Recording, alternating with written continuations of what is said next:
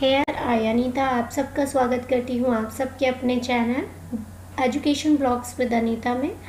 आज हम डिस्कस करेंगे पीआरटी केवीएस का जो ईवीएस है उसका प्रैक्टिस सेट नंबर 2। इसमें जितने भी आपके क्वेश्चंस लिए गए हैं that is based on the NCERT which is very important for the exam purpose. So video को पूरा देखें क्लियर एंड वीडियो को लाइक शेयर एंड चैनल को सब्सक्राइब करना ना भूलें। Without wasting the time, let's start with the question number 1. Sericulture is related to the production of cotton, silk, rubber, honeybee. जो sericulture है वो किसके प्रोडक्शन से रिलेटेड है? सिल्क के। ऑप्शन बी हमारा सही है। हनी बी को कल्चर को क्या कहते हैं? हम एपीकल्चर कहते हैं। कुछ और कल्चर भी हैं जैसे कि हॉर्टिकल्चर, फ्लोरिकल्चर, क्लियर। हॉर्टिकल्चर में वेजिटेबल्स का प्रोडक्शन करते हैं हम।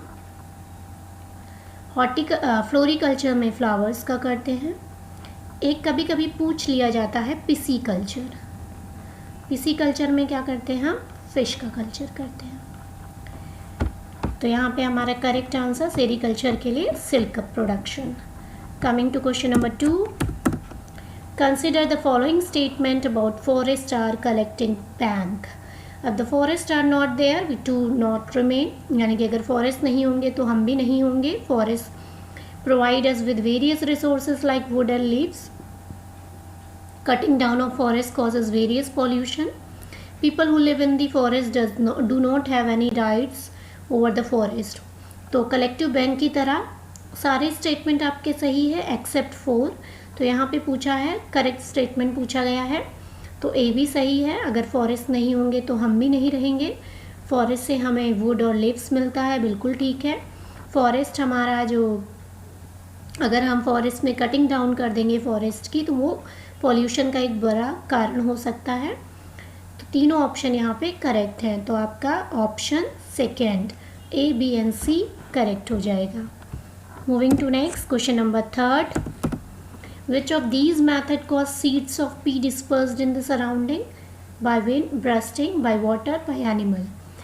पूछा है सिंपल पॉलिनेशन, ठीक है। पॉलिनेशन पूछा है पी में, कैसे होता है? तो बाय ब्रस्टिंग होता है, डाइसेंस जिसे कहते हैं हम बायो की लैंग्वेज में। Question number next, Crow make their nest high up on a tree using all kinds of things, even pieces of wood and wires. A clever bird who does not make their own nest lay egg in a crow nest. The poor crow hatches them along with its own egg. Which bird is this?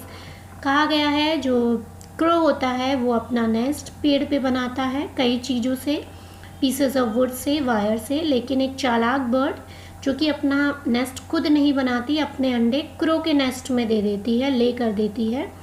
बेचारा कौवा अपने egg समझ के उनको hatch करता है। तो वो बर्ड कौन सा है जो दूसरों के नेस्ट में अपना एग को ले करती है, उसका नाम पूछा है बेसिकली यहाँ पे। सनबर्ड, इंडियन रॉबर्ट, बार्बेट या कोयल। तो koel that is the correct answer. Option D आपका करेक्ट होगा। कोयल जो है अपना घोंसला खुद नहीं बनाती, वो क्रो के नेस्ट में अपने एग को ले करती है। Moving to next, which of the following does not lead to an earthquake. Earthquake होने का एक रीज़न नहीं है इनमें से। Tectonic movement, construction of house, volcanic eruption, falling meteoroid. Tectonic movement होता है तो अर्थक्वेक होता है, वॉल्केनिक एरप्शन से भी आता है, मेटेओराइड के गिरने से भी होता है। कंस्ट्रक्शन ऑफ हाउस यहाँ कोई रीज़न नहीं है। Moving to question number 6, A colorless poisonous gas which developed during incomplete burning of coal is methane, carbon monoxide, carbon dioxide, nitrogen। पूछा है इनमें से एक पॉइजनस गैस है जो कि इनकम्प्लीट बर्निंग ऑफ कोल से डेवलप होती है। कौन सी गैस डेवलप होती है? Methane, carbon monoxide, carbon dioxide या नाइट्रोजन। तो कार्बन मोनोऑक्साइड। इसीलिए कहते हैं कि बंद रूम में अंगीठी हमें नहीं जलानी चाहिए क्योंकि कोल के इनकम्प्लीट बर्निंग से वहाँ कार्बन मोनोऑक्साइड बनने लगती है जो कि हमारे हीमोग्लोबिन से रिएक्ट करके क्या करती है? पॉइजनस गैस बना लेती है और जिसे हमें दम घुटने से हमारी क्या हो जाती है? डेथ हो जाती है। तो यहाँ पे कार्बन मोनोऑक्साइड करेक्ट आंसर होगा। Moving to question number 7, which of the following makes a correct pair. Karnataka में कथक, ये आपके स्टेट दिए हैं बेसिकली, यहाँ डांस दिया है, तो आपको बताना है कौन सा करेक्ट पेयर है। असम बिहू, उड़ीसा भरतनाट्यम, तमिलनाडु लावनी। असम बिहू बिल्कुल सही है। कथक जो होता है वो हमारा यूपी में होता है, उत्तर प्रदेश में होता है। भरतनाट्यम हमारा कहाँ होता है, तमिलनाडु में होता है। लावनी कहाँ होती है, फेमस डांस लावनी महाराष्ट्र में होती है। क्लियर, तो यहाँ पे correct answer Assam Bihu correct हो जाएगा आपका। Question number 8, under the provision of forest Conservation Act, the prior approval of the central government is required for the diversion of forest land for non-forest purpose. The act was passed in the year. Basically यहाँ पे पूछा गया है कि जो forest conservation act है वो कब प्रपोज किया गया था, कब पास किया गया था। तो 1972, 2006, 1980, 1927 ये आपका पास किया गया था 1980 में। 1972 में क्या किया गया था, the wild life protection act पास किया गया था।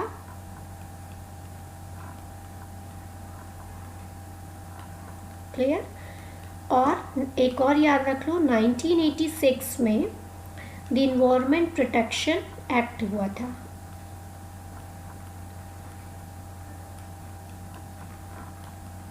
ठीक है, ये पास किया गया था। ये कुछ इम्पोर्टेंट एक्ट हैं that is related to our biodiversity. ठीक है, वाइल्ड लाइफ आपका 1972 में, द एनवायरनमेंट प्रोटेक्शन डे 1986 में, 80 में आपका the forest conservation act passed किया गया था। Coming to question number 9, undhiya is a famous food for farmers. Undhiya कहाँ का फेमस फूड है, राजस्थान, गुजरात, MP या छत्तीसगढ़। तो ऊंधिया आपका गुजरात का फेमस फूड है। Coming to question number 10, characteristics of the traditional Indian family, joint family system, patriarchal family, priority of the values and ideas, all of these. इनमें से ट्रेडिशनल इंडियन फैमिली की characteristics क्या है, जॉइंट फैमिली सिस्टम उसकी characteristics है। जो traditional Indian family थी हमारी या है, वहाँ पे जॉइंट फैमिली सिस्टम होता है। पैट्राइकल फैमिली मतलब होता है कोई मेल, ठीक, क्या होता है, जो एल्डेस्ट मेल या जो मेल भी होता है वो क्या होता है, हेड ऑफ द फैमिली होता है। जैसे दादा वगैरह हो गया तो वो हेड ऑफ द फैमिली होते हैं। प्रायोरिटी दी जाती है वैल्यूज़ और आइडियल्स को। तो सारे कैरेक्टरिस्टिक्स में ऑप्शन डी आपका करेक्ट हो जाएगा। Coming to question number 11, what is the world environment day celebrated. World environment day कब सेलिब्रेट किया जाता है, 22 मार्च, 5 जून, 8 मार्च, 14 नवंबर। तो world environment day that was celebrated in 5 June. Coming to question number 12, which state has the largest coast line. सबसे largest coast line किसकी है, कर्नाटका, केरला, तमिलनाडु, गुजरात। गुजरात की है, दैट इज गांधीनगर, उसकी क्या है, सिटी है एक।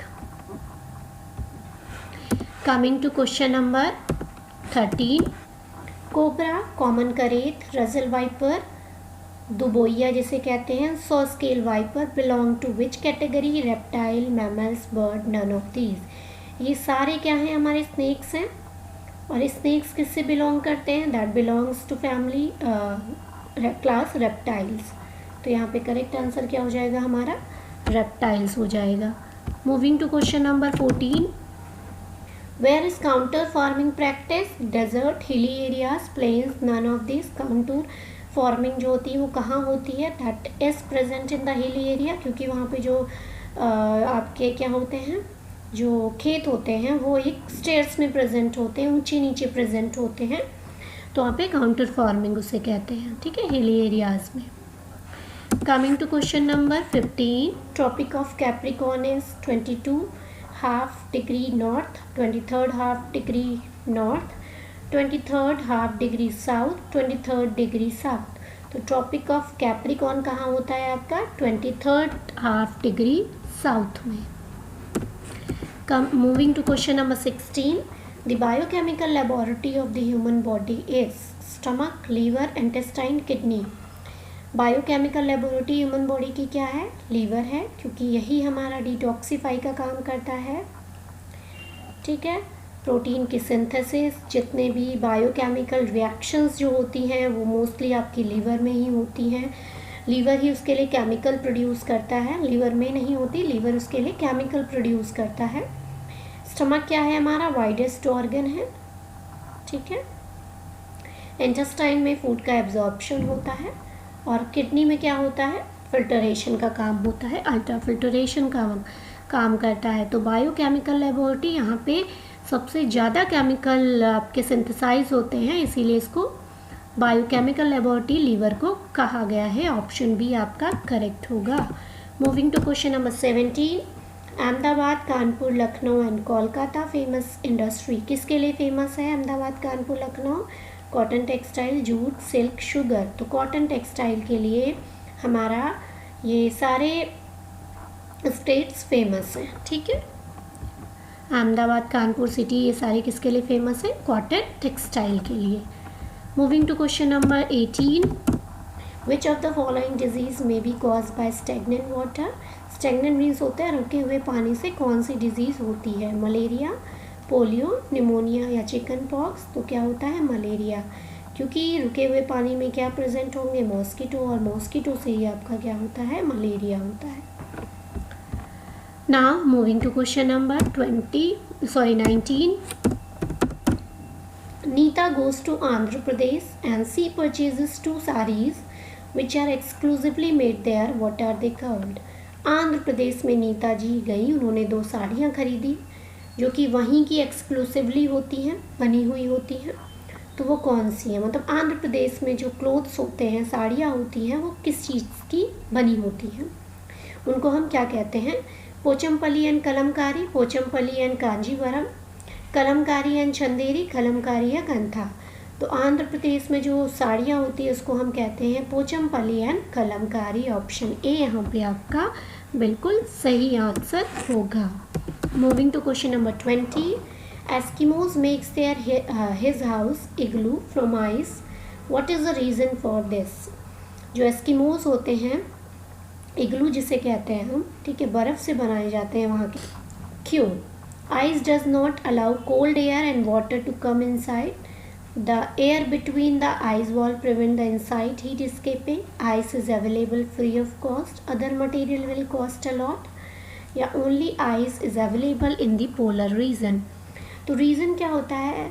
यहाँ पे जो एयर होती है between the ice wall prevent करती है inside heat from escaping. तो ऑप्शन बी आपका बिल्कुल सही होगा।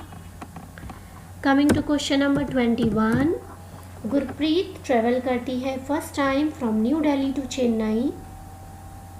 विच one of the following river he is not? Gurpreet, he, she, whatever you, जो आपको मानना है, girl boy, not likely to cross during his train journey. यानी कि वो न्यू दिल्ली से कहाँ जा रही है? चेन्नई। ठीक है, न्यू दिल्ली से चेन्नई ट्रेवल करती है। तो पूछ रहा है कि इनमें से कौन सी रिवर को वो क्रॉस नहीं करेगी ड्यूरिंग अपनी ट्रेन जर्नी से? गोदावरी, कृष्णा, गंगा, नर्मदा। तो गंगा को। क्यों? देखो, जो हमारी गोदावरी होती है वो कहाँ कहाँ फ्लो करती है? आपकी महाराष्ट्र, ठीक है, और आपकी तेलंगाना, ठीक है, आंध्र प्रदेश और मध्य प्रदेश में, ठीक, एपी, एमपी और एपी। कृष्णा जो है दैट इज कर्नाटका, ठीक, और आपकी ये भी आपकी आंध्र प्रदेश में भी फ्लो होती है और महाराष्ट्र में भी होती है। ठीक है, तो दिल्ली से चेन्नई, महाराष्ट्र, एपी, तेलंगाना होते हुए ही जाएगी। गंगा आपकी उत्तर प्रदेश में, उत्तराखंड में और आपका बिहार में, ठीक है, वेस्ट बंगाल में भी होती है और झारखंड, ठीक है। नर्मदा जो है दैट इज गुजरात, महाराष्ट्र और आपका एमपी। तो यहाँ पे जो गंगा होगी, क्योंकि वो बिहार और यूपी से होते हुए नहीं जाती है, इसीलिए गंगा आपको दिखने को नहीं मिलेगी। ठीक है, तो करेक्ट आंसर यहाँ पे सी ऑप्शन गंगा हो जाएगा। Moving to question number 22. How would your primary teacher effectively assess her student of class 4th on the topic of scarcity of water? एक टीचर है, उसको अपने 4th क्लास के स्टूडेंट को एसेस करना है इस टॉपिक पे, स्कैरसिटी ऑफ वाटर पे, तो वो कैसे करेगी। ठीक है, asking children to write slogan on saving water, बच्चे से बोलेगी कि स्लोगन लिखिए आप सेविंग वाटर पे, या conducting a written test on the above topic by finding out how they started saving water in day to day life, या organising a poor poster making activity on water conservation, या poster making activity के लिए organise करेगी, या उसको देखेगी कि day to day life में वो कैसे वाटर को सेव करना ढूंढेगा। ठीक है, तो स्कैरसिटी ऑफ वाटर, कहीं भी अगर ऐसे प्रैक्टिकल चीज़ें आएँ तो उनको रियल लाइफ से आपको कनेक्ट करके ही उसका आंसर मिलेगा साइंस में। तो यहाँ पे जो बेस्ट ऑप्शन है ऑप्शन सी है, बाय फाइंडिंग आउट कि they have started saving water in their day to day life. Clear?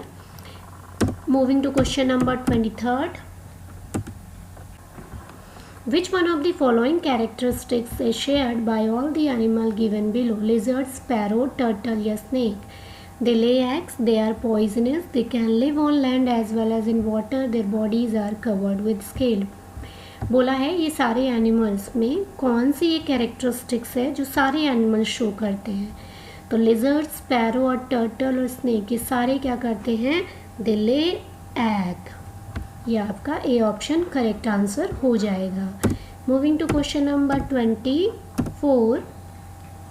Study the following statement about desert oak. Desert oak is tree that grows almost as tall as our classroom, about 4 meter. हाँ जी, इसके जो desert okay होते हैं उसके जो पेड़ होते हैं बहुत लंबे होते हैं। The root of the tree go down, 30 times नीचे जाते हैं, इतना कि जब तक कि नीचे ग्राउंड में वाटर में ना पहुंच जाए। Water is stored in the trunk of this tree, this tree is found in Abu Dhabi. तो इसमें से सारे ऑप्शन करेक्ट है except option D. Abu Dhabi में ये पेड़ नहीं पाया जाता, ये प्रेजेंट होता है ऑस्ट्रेलिया में। ठीक है, ड्राई एंड एरिड रीजन में। कहाँ पे, जहाँ पे ड्राई है और थोड़ा सा एरिड रीजन है। तो यहाँ पे option A, B and C कहाँ दिख रहा है, डी ऑप्शन। डी ऑप्शन आपका करेक्ट हो जाएगा, A, B and C. Moving to question number 25th. This plant has leaves which are used as vegetables. Its seeds are used to produce oil. The plant is. इनमें से कौन है plant जो vegetables की तरह उसकी पत्तियों को यूज़ करते हैं और उनके बीज से ऑयल प्रोड्यूस किया जाता है। Spinach, cabbage, coconut, mustard. तो स्पिनच से वेजिटेबल्स खाई जाती हैं, इसकी भी, बट कोकोनट से ऑयल प्रोड्यूस किया जाता है। मस्टर्ड की पत्तियां भी खाई जाती हैं और मस्टर्ड उसके बीज से ऑयल भी प्रोड्यूस किया जाता है। डी ऑप्शन करेक्ट होगा। Question number 26.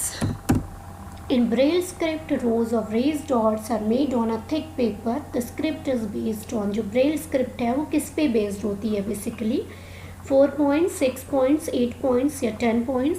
That is based on the 6 points। 2 columns में आपका क्या होती है, इस टाइप से 2 कॉलम्स में आपकी ये पॉइंट्स प्रेजेंट होते हैं 6। Coming to question number 27. Select the correct statement about Madhubani painting. Madhubani painting के बारे में कौन सा स्टेटमेंट करेक्ट है। To make these painting indigo turmeric colours from flowers and trees etcetera are used. हाँ जी, मधुबनी पेंटिंग में आपका सारे कुछ यूज़ किया जाता है, हल्दी वगैरह, और उसको कलर करते हैं फ्लावर के कलर से। ठीक है, उसकी पत्तियों से उनके जूस को निकाल के, ठीक है, उससे पेंटिंग की जाती है। पेंटिंग शो करती है human beings, animals, trees, flowers, birds को, बिल्कुल ठीक है। It is a old form of folk art and is named after the place Madhubani. हाँ जी, ये एक ओल्ड फॉर्म है फोक का और इसका नाम मधुबनी प्लेस के नाम पे ही पड़ा है। Madhubani is well known district of Rajasthan. जी नहीं, राजस्थान नहीं है, ये बिहार का है। तो यहाँ पे आपका करेक्ट ऑप्शन सारे हो जाएंगे एक्सेप्ट डी। ए, बी और सी करेक्ट है, यानी कि ऑप्शन 1, 2, 3, 1, 2, 3 कहाँ दिख रहा है? D option. डी ऑप्शन आपका सही होगा 1, 2 and 3। Moving to question number 28। Select the true statement of the following. Elephants love to play with muddy water as it keep their skin cool. Elephant को muddy water से खेलना बहुत पसंद होता है क्योंकि वो उसके स्किन को ठंडा रखता है। बिल्कुल सही बात है। Most elephant like to take rest and sleep nearly 10 hour a day. एक एलिफेंट को 10 घंटे से एक दिन में 10 घंटे तक सोता है, वो पसंद करता है। 3 मंथ का एक ओल्ड एलिफेंट का वेट अबाउट 200 kg होता है। ठीक बात है। Most adult elephant eat 100 kg of leaves twigs in a day में वो 100 kg पत्तियों को लगभग खा जाता है। तो सारे ही सही हैं एक्सेप्ट बी। बी में वो 2 से 4 घंटे से ज़्यादा रेस्ट नहीं लेता इन अ डे। तो यहाँ पे 10 दिया है, दैट इज़ इनकरेक्ट। पूछा है ट्रू स्टेटमेंट, तो ए, सी और डी। ए, सी और डी कहाँ दिख रहा है आपको? ऑप्शन सी में।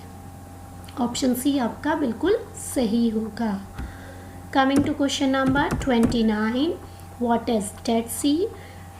डेड सी क्या होता है? जिसका वाटर पॉइजनस होता है। A sea which is saltiest of all ocean and sea. A sea in which high and low tides are very frequent. A sea in which is dangerous to sail ship. Dead sea होता है, इसको हम कहते हैं hyper सेलाइन। मतलब यहाँ की जो सैलिनिटी होती है, ठीक है, बहुत ही हाई होती है। यहाँ पे कोई भी लिविंग ऑर्गेनिजम्स लिव नहीं कर सकता, ठीक है। लिविंग ऑर्गेनिज्म होता ही नहीं है, एक्सेप्ट यहाँ पे माइक्रो ऑर्गेनिज्म में नहीं दिखेंगे आपको, और तो छोड़ो, ठीक है।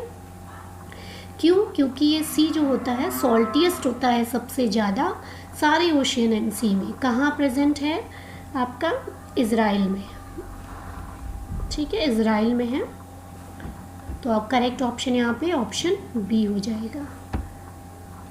नाउ आज का last question, that is question number 30।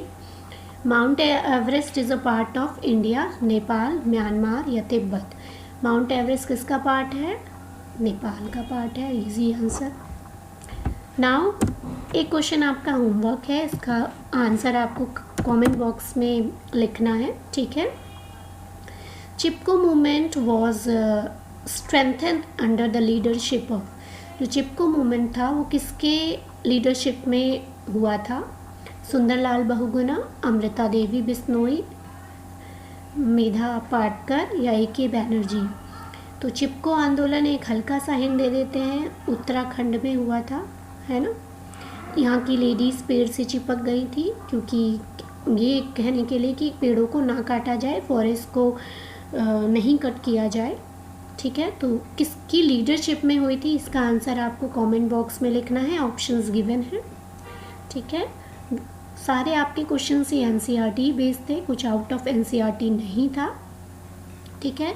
क्योंकि पेपर कंसेप्चुअल पूछा गया है, डीप थोड़ा पूछा गया है एनसीईआरटी से, तो आपको अच्छे से इन्हीं टाइप के क्वेश्चनों को प्रैक्टिस करनी है, ठीक है। वीडियो अच्छी लगे तो वीडियो को लाइक, शेयर एंड चैनल को सब्सक्राइब करना ना भूलें, और अपने दोस्तों तक भी इन वीडियो को पहुंचाएं ताकि वो भी, उनकी भी इन क्वेश्चंस के माध्यम से हेल्प हो सके। Thank you. आगे मिलते हैं नए क्वेश्चनों के साथ।